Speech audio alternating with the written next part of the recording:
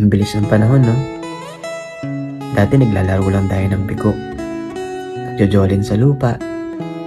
Tapos, tumbang preso bago lumubog yung araw. Pero ngayon parang hindi na lahat nararanasan ng bata yun. Lahat mabilis. Gadget, notification, scroll. Kaya ako thankful ako kasi naabutan ko pa yung galos sa tuhod, pawis sa damit.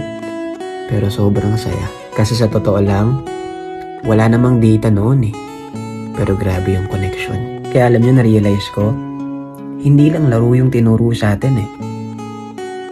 Tinuruan tayo ng teamwork, ng creativity, ng resilience, at higit sa lahat, kung paano maging masaya sa simpleng bagay. Kaya minsan hindi pala sa dami ng meron ka, kundi sa lalim ng connection at memories mo sa tao. Ang sarap balikan, no? Ang saya alalahanin lahat.